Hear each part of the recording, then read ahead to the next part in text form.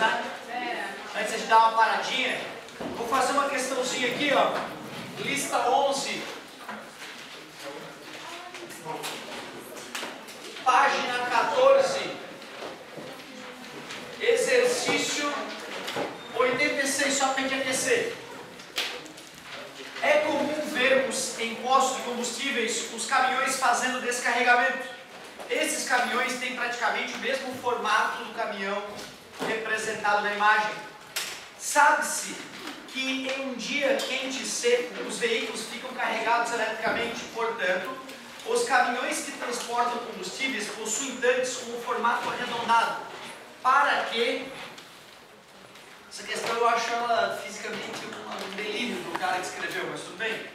Letra A. O caminhão não sofra o processo de esterilização por atrito, como o ar durante o movimento do caminhão. O fato do caminhão ser arredondado não vai impedir que ele se eletrize por atrito. Corpos arredondados também sofrem esterilização por atrito. Então a letra A não faz sentido.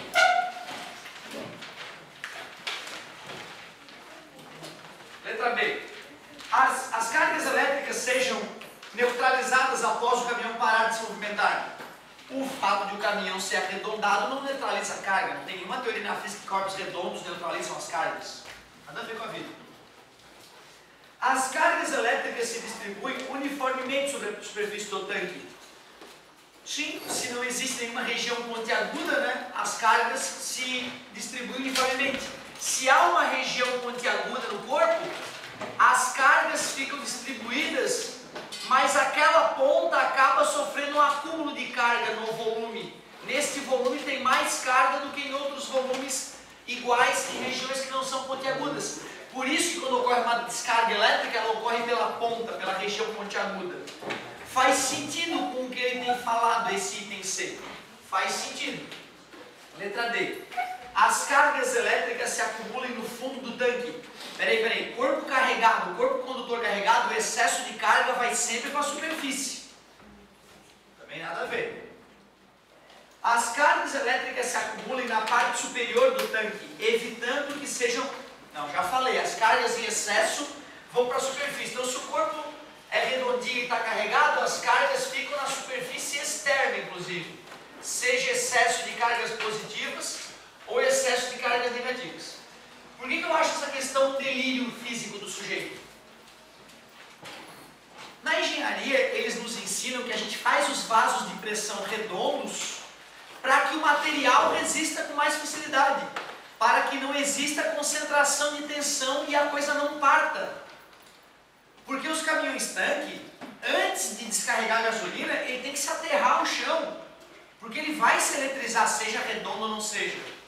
E ele ia explodir o posto de combustível se ele vai descarregar o combustível sem ser aterrado, sem ser encostado no chão com um fio condutor, para que ele fique na mesma tensão elétrica da terra, e quando o combustível fluir do tanque para a terra, nenhuma fagulha elétrica vai acontecer e ninguém morre.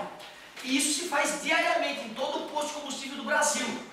Eu só não entendi por que o sujeito achou que os caminhões que transportam combustível são redondos para distribuir a carga elétrica uniformemente. Quem que é isso? Um delírio total. Esse delírio que não existe, meus amigos. Os caminhões tanques são redondos para que tu gaste menos aço na fabricação do tanque. Porque quanto mais simétrico é o objeto que tu constrói, mais uniformes estão distribuídas as tensões dentro do material. E aí não vai ter trinca, não vai ter ruptura, tu usa menos metal e economiza milhares de reais na fabricação do caminhão. Ele vai se eletrizar e vai explodir o tanque, seja redondo ou não seja, se tu for desabastecer esse combustível sem aterrar o caminhão, certo? Outra, esses caminhões têm dispositivo que já vai encostando o fio terra enquanto ele está passeando. Então o fio terra já vai encostando no chão. O argentino gosta de instalar isso no carro dele, né? Uma coisinha que fica no chão, atrás do carro, encostando enquanto ele viaja, para que o carro não eletrize por atrito e as pessoas, ao entrar e sair do carro, não tomem choquezinhos desconfortáveis. A minha mulher reclama direto disso. Mas sempre que eu vou fechar ou abrir esse carro, eu dou um choque. É porque ele fica eletrizado por atrito, certo? Se o corpo dela tem uma resistência um pouquinho menor que o normal, ela vai sentir mais os choques eletrostáticos do que outras pessoas. Eu tinha um primo também que tinha esse problema com o carro dele. Toda a vida tomando choque no carro. Se instalar um aterramento, não se incomoda mais. Não adianta comprar um carro redondo, vai continuar tomando choque. Certo? Beleza? Então tu vê, né, o amigo ali está um pouco confuso, acho, com essa parte aí. Muito boa pedida, para nós aquecermos. Mais alguma coisinha aí? Antes de a gente... Onde? Foi? Eu estou sem a listinha, me perdoa, meu filho. 84. Página 13, ainda na lista 11, questão 84. Em razão do alto nível de poluentes lançados na atmosfera por empresas, foi desenvolvido um sistema de filtragem desses gases. Nesse sistema, um campo elétrico é utilizado para reter partículas, conforme apresenta a imagem. Assinala a alternativa que explica o funcionamento básico desse processo. Pelo que ele mostra lá na chaminé, tem uma tensão elétrica entre as paredes da chaminé, de tal forma que as partículas carregadas sejam empurradas pelo campo elétrico, ficando aderidas na parede da chaminé. Analise a alternativa que explica o fenômeno básico desse processo. Letra A. Esse processo consiste em gerar um potencial elétrico ionizando as partículas de sujeira com uma carga elétrica e descarregando as paredes internas da chaminé com cargas de sinais opostos e carregando, fazendo com que as partículas de poluentes sejam atraídas. Faz sentido o que ele disse na letra A, né?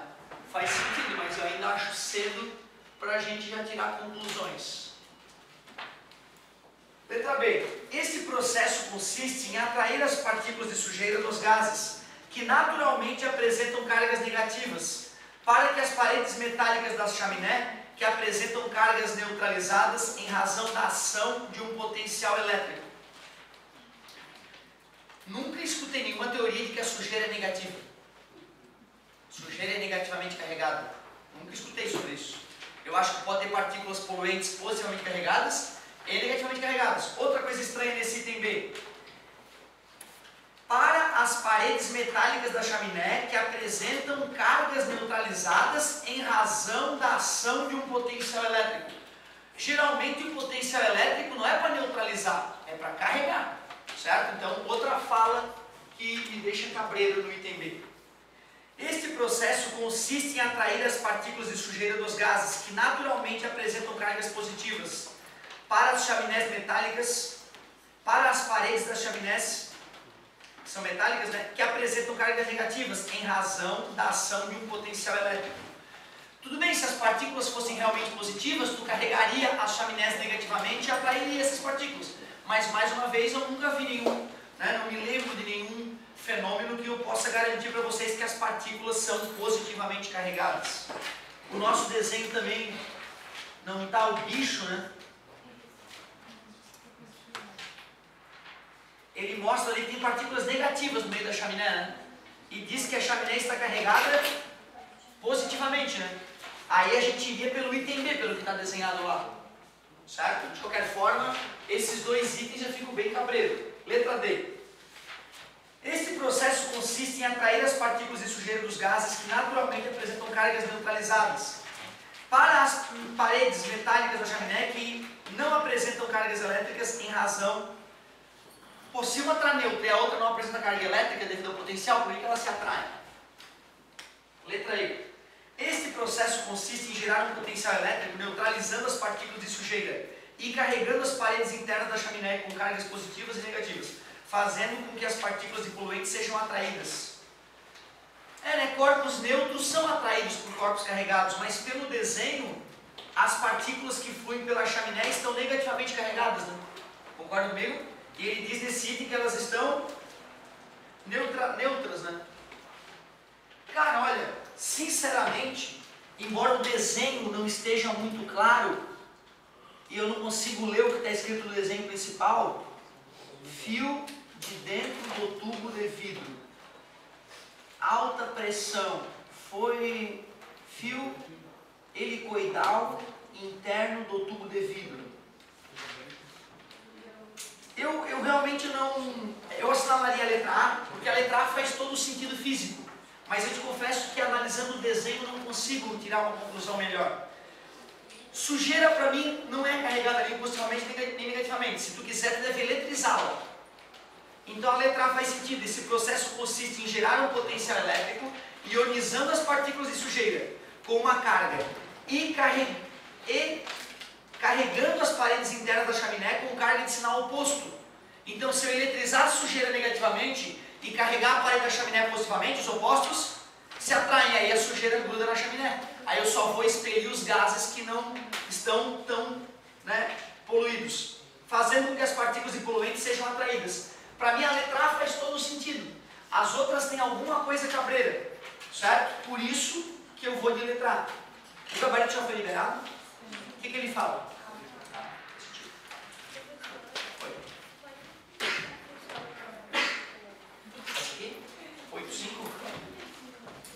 Página 13, questão 85, na mesma tocada da lista 11.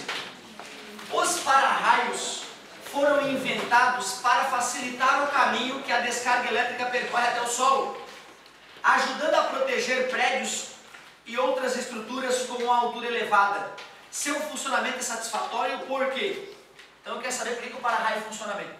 Ele explicou, que o para-raio quer facilitar o caminho, certo? Do raio. Letra A. Condutores que apresentam pontas têm uma menor concentração de cargas elétricas, o que facilita a transferência de elétrons. A ponta tem maior concentração de cargas elétricas, o que facilita a descarga elétrica. Não é uma menor concentração, é uma maior concentração. O poder das pontas é considerado isso na literatura. Letra B. Condutores que apresentam pontas têm uma maior concentração de cargas elétricas, tendo assim um campo elétrico maior, o que facilita a transferência de elétrons. Isso é verdade o que ele falou, mas eu não sei se é uma boa maneira de explicar o funcionamento do para-raio. O que ele falou é uma verdade, só que eu não sei se explica satisfatoriamente o para-raio. Ao meu ver, não. Eu acho que eu deveria explicar outra coisa para o para-raio, mas o que ele falou é verdade sobre o poder das pontas. Letra C. Condutores que apresentam pontas têm a mesma concentração de cargas elétricas que o raio, o que facilita. Cara, um raio é uma coisa assassina, com uma quantidade de carga elétrica bizarra, da carga, às vezes milhares de coulombs, pode chegar a milhões de coulombs, uma coisa assustadora. E as coisas pontiagudas não são assassinas. Tu tem alguma coisa metálica e a ponta da lapiseira, metálica e pontiaguda, se tu encostar nela tu não vai morrer, não tem carga de um raio ali. Então um absurdo total o item C. Letra D. Condutores que apresentam pontas têm uma maior concentração de cargas elétricas que o raio. Condutores que apresentam pontas têm uma maior concentração de cargas elétricas que o raio. Meu Deus, se afastem das pontas metálicas. É o que o item D fala. Não, as pontas metálicas não são assassinas. Letra E. Condutores que apresentam pontas têm uma menor concentração. Não, é uma maior concentração. Tu vê, né, cara? Eu acho legal o cara explicar que o para-raio deveria se chamar um disparador de raio. Na verdade, para-raio ele não para o raio. Pelo contrário, ele fala pro raio, vem, vem, vem. Uma casa que tem um para-raio vai cair muito mais raio nela do que uma casa sem para-raio. Só que quando o raio cai no para-raio, ninguém se fere. E quando o raio cai numa ponta de um telhado de uma casa sem para-raio, a casa pega fogo e as pessoas podem morrer. Por isso que o para-raio salva as pessoas, porque ele dispara o raio num lugar capacitado de receber tamanha corrente elétrica, capacitado de sofrer um aquecimento sem botar fogo em nada, certo? Por isso que o para-raio salva as pessoas, porque ele dispara os raios num local especificamente projetado para isso. E a ponta do para-raio colabora para esse raio ser disparado, né? Então, na verdade, essa questão era muito mais sobre o poder das pontas do que sobre o para-raio em si. Então, tá. Confirmamos o item B. Muito obrigado. E aí, galerinha, mais alguma? 7, 8, 9. Essa questão deu probleminha mesmo, tá, pessoal?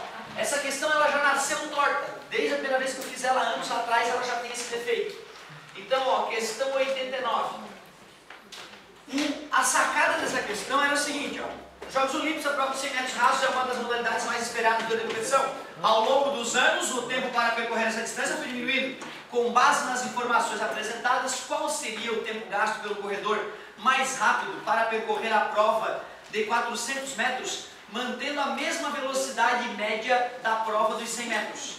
Ele aí fez a tabelinha, né, dos 100 metros em 100 anos. O cara mais rápido agora é 9,58 segundos. percorreu 100 metros em 9,58 segundos. O risco dessa questão é o aluno pegar, calcular a velocidade média do sujeito mais rápido, que seria 100 metros dividido por 9,58 segundos, passar um sufoco, achar esse valor, depois vai lá e faz de novo, velocidade é distância sobre tempo.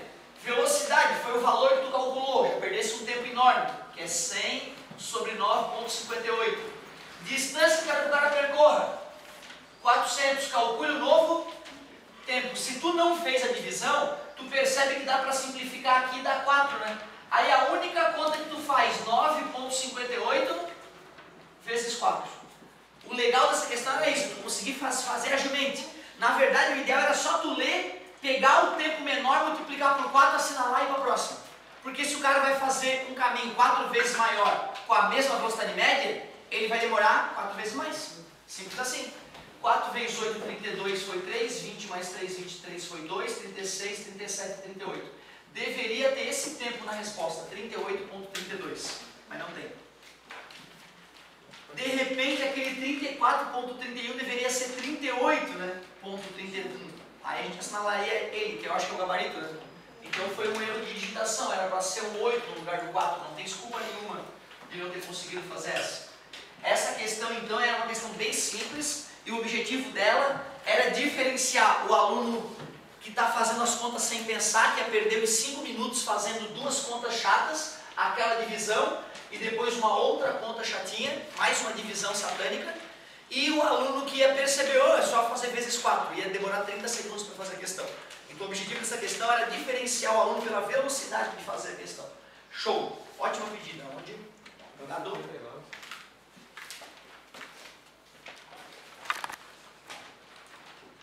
7,9? Valeu, garoto. Lá na página 12, a questão 7,9. Durante um passeio de rafting, muito legal isso, né?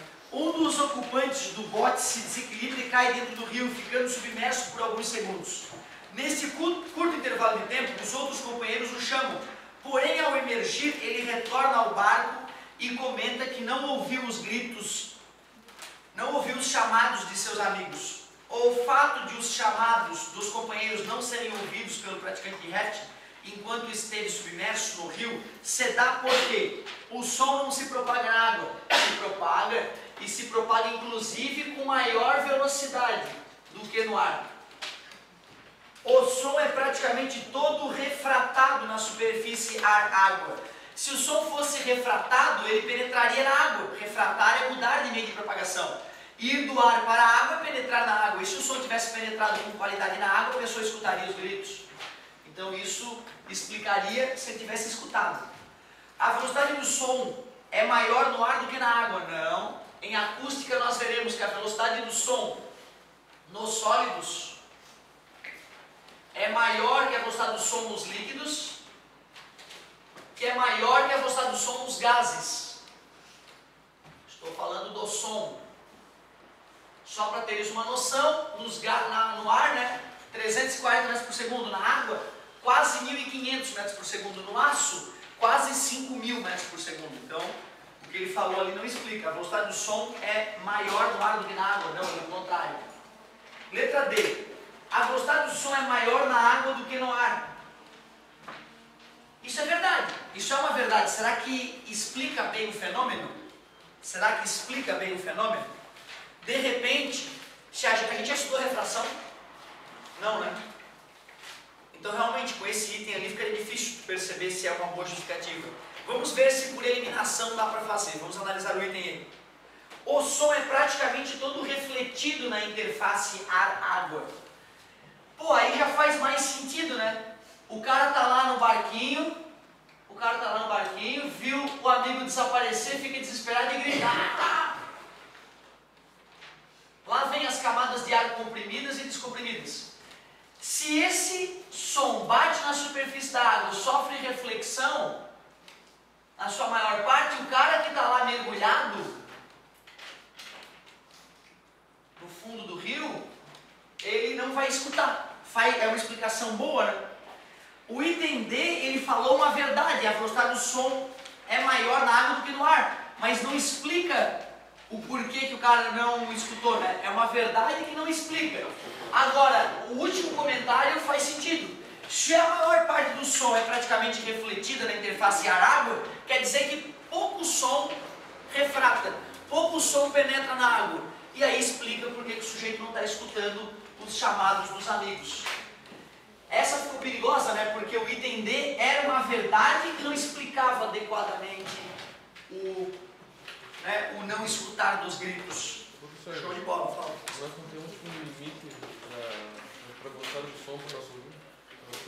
Ah, interessante, interessante. Na verdade, cara, o que nos faz ouvir um barulho não é a velocidade com que a vibração passa. O que nos faz ouvir um barulho é o sistema auditivo entrar em ressonância com o barulho. Ou seja, tu só escuta alguma coisa se o teu tímpano vibra com aquela vibração do ar. E a gente chama essa situação, né, de um objeto estar vibrando e de repente o outro começar a vibrar junto, a gente chama isso de ressonância, certo? Então é por ressonância que a gente escuta. Ou seja, o cara poderia falar, né, que o aparelho auditivo humano não ressona direito com a vibração da água, certo? Poderia ser uma boa maneira de explicar, mas a velocidade só não é uma explicação boa. Tanto que se o cara vai pescar com dinamite, que é obviamente é uma situação absurda, né, que jamais deveria admitir que alguém faça, mas é uma pescaria que era muito comum, né? O cara vai pescar e ele leva banana de dinamite. Aí ele vai lá, banana de dinamite, ela explode dentro d'água, sem o menor problema, né? Tu vai lá, coloca, liga ela, bota ela debaixo d'água, ela afunda um pouquinho, explode, a onda de pressão é tão absurda que todos os peixes que estão naquela região vão morrer. E daqui a pouco eles começam a boiar, tu só passa recolhendo os peixes, certo? Pescar com dinamite, certo? Se tiver um ser humano mergulhado na água na hora que a banana explode, ele pode ficar surdo, tamanho barulho que ele vai escutar. Mesmo o som se propagando a 1500 metros por segundo, certo? E digo mais, tu escuta inclusive no sólido. A tua voz, tu acha que a tua voz é o que tu escuta? Não é, cara. Grava a tua voz e escuta para tu ver, tu vai ficar chocado. A voz que tu escuta vem pela caixa craniana, vem pelo maxilar. E a voz que eu escuto de ti vem pelo ar. Isso faz com que a tua voz seja percebida totalmente diferente por ti do que das outras pessoas. A tua voz não é como tu pensa, justamente porque tu escuta pela tua caixa craniana, que é sólida. O bandido que ia assaltar os trens, antigamente a cavalo, ele escutava o trem chegando colocando o ouvido no trilho. Porque colocando o ouvido no trilho eu escuto muito melhor o som chegando pelo laço do que chegando pelo ar. Assim eu posso me preparar para subir nos cavalos e começar a cavalgar lateralmente ao trem, né, para poder tomar o trem, certo? Então tu vê, né, cara? Não é a velocidade que nos faz escutar, é a ressonância. Quem toca violão já curtiu a ressonância algumas vezes, né? Ao afinar as cordas do violão, a gente está testando a ressonância entre elas. Quem tem um violão afinado em casa, se tu for lá e tocar a corda Mi mais grossa, né, a corda mais grossa do violão, bum, se tu olha para a corda mais fina naquela hora, mesmo sem ter tocado nela, ela vai começar a vibrar sozinha. Como é o nome desse fenômeno? Ressonância. Ressonância. É por isso que eu escuto. Porque o barulho que faz o ar sacolejar faz meu tímpano sacolejar por ressonância. E aí eu consigo escutar. Ótima colocação. E nós vamos discutir melhor isso, tá? Depois eu vou fazer mais comentários ainda sobre ressonância. Tem uns fenômenos muito legais. A ressonância mata as pessoas, certo? Se um terremoto ocorre na frequência de vibração natural de um viaduto, esse viaduto entra em ressonância e se desmancha sob o terremoto. Se não entra em ressonância, não acontece nada. Às vezes um prédio maior pode ter mais chance de sobreviver a um terremoto do que um prédio menor, dependendo da frequência do terremoto. Tem aviões que mataram muitos fazendeiros brasileiros por ressonância. O avião começava a ter cada vez mais desgaste na fuselagem e os rebites iam frouxando e ficava cada vez mais vibrante a fuselagem do avião. Quando ela entrava em ressonância com o motor, o avião se desmanchava no ar. Muitos fazendeiros morreram por ressonância. E tem até fenômenos bizarros sobre ressonância. Eu lembro que eu só acredito numa coisa que eu vou te contar agora porque eu vi numa revista científica honesta. Senão, se tivesse me contado, eu ia falar, para, ó. Tinha um cientista, cara, rato de laboratório, adorava ficar até mais tarde no laboratório. E um dia, ele resolveu reformar o laboratório dele. Passava mais tempo no laboratório do que em casa. Reformou o laboratório e tal, fez umas coisas bonitas, botou um exaustor, tá, tudo bonitinho. Desde então, quando ele estava sozinho no laboratório fazendo suas pesquisas, ele começou a se sentir mal. Começou a ter vertigens e ver coisas. Começou a ver vultos, começou a sentir uma presença. Ai, meu Deus do céu, que merda é essa? Só que ele não era um cético, como a maioria de nós. Ele não era um crédulo, como a maioria de nós. Ele era um cético, um cientista cético. Em vez de se benzer ou de chamar um exorcista, ele simplesmente começou a investigar o fenômeno. Ele continuou indo para o laboratório sozinho até de madrugada, vendo os vultos. Ai, meu Deus, estou ficando louco, ele pensou. Foi no psiquiatra, foi no psicólogo, mandou analisar todo o cérebro dele no psiquiatra. Ressonância magnética, ver se tem alguma organela dando pau, tudo redondo, o cérebro dele perfeito. Ele continuava indo até mais tarde no laboratório, continuava vendo vultos, sentindo presenças. Um dia ele estava lá no laboratório dele, tinha uma espada decorativa presa na parede, e enquanto ele estava tendo as alucinações dele, os vultos, ele vê a espada vibrando. Vê a espada vibrando e ele, finalmente, a espada vibrando. Ele pegou o frequencímetro, algo que mede a frequência dos sons, e mediu a frequência com que a espada vibrava. E investigou que equipamentos do laboratório poderiam estar gerando aquela frequência de vibração. E adivinha? O exaustor. O exaustor que ele colocou no corredor do laboratório dele estava funcionando justamente na frequência em que a espada vibrava. Ele desligou o exaustor e depois que ele desligou o exaustor, ele nunca mais viu coisas do além.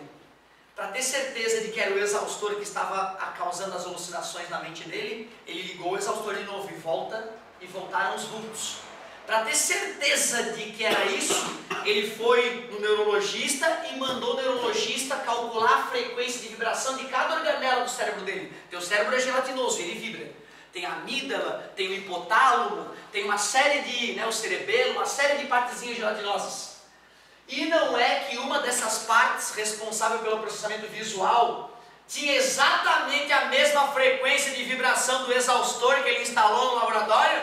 E era o exaustor dele, cara, que fazia o cérebro dele dar uma vibradinha e entrar em pânico e ver coisas do além.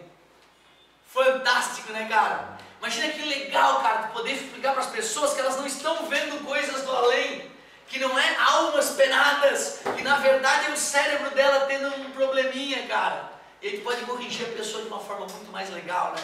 Acabar com os espíritos malignos que perturbam as pessoas com física. Não dá para acreditar, né, cara? Vocês já ouviram falar do capacete de Deus? O cara inventou um capacete, cara, que bota na tua cabeça e te faz ter uma experiência religiosa, por mais ateu que tu seja. Ele faz tu, parece que tu encontrou Deus. Só porque ele joga radiação eletromagnética numa parte certa do teu cérebro. E te faz ter essa sensação maravilhosa, que é como estar numa igreja rezando com todo mundo junto, aquela sensação fantástica. Ou eu comparo com o estádio de futebol, né, que está todo mundo lá, aquela coisa que arrepia o ser humano e eleva a gente. Inacreditável, né? Saber que tudo que tu vive e experimenta é resultado dele, né?